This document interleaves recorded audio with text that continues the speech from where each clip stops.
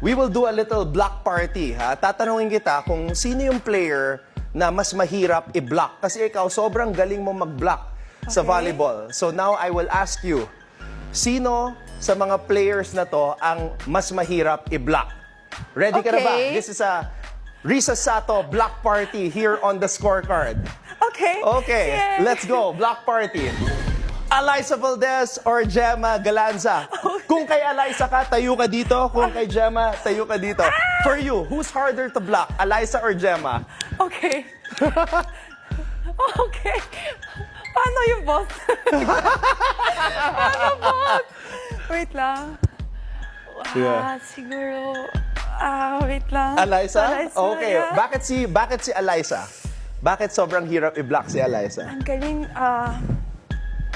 matalino siya. Ang galing din, iwas-iwas sa bracket. Tapos, ang galing niya mag-control, like, mag-check siya.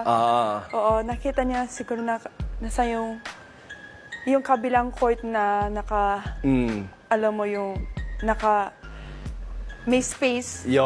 Oo, So, nagagawa niya ng paraan. Oo, Okay. ganun siya, Alyssa. Okay, next. Okay. So, Alyssa. Ngayon naman, MG and Tots. Ang hirap nito! Sino Okay. mas mahirap?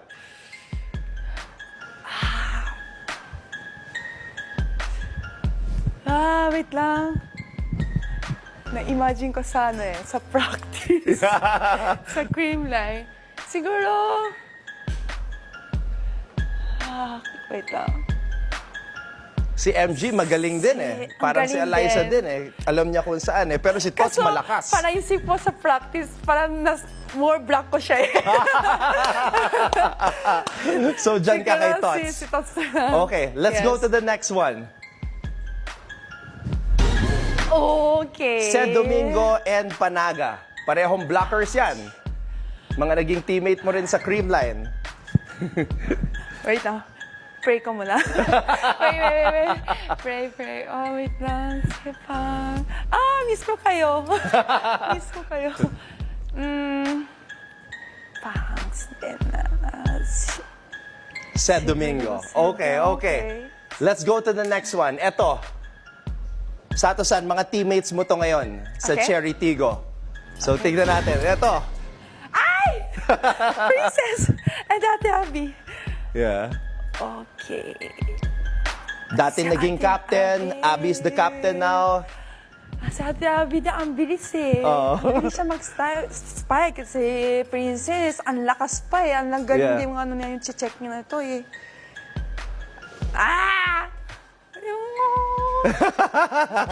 Okay. Siguro...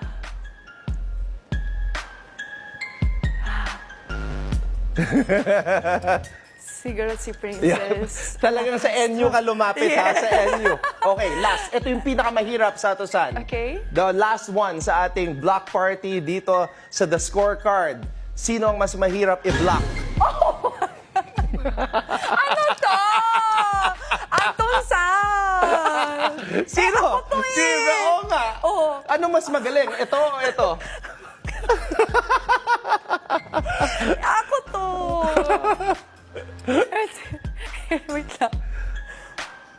Yeah, bagay ha. Red, white, pink, white.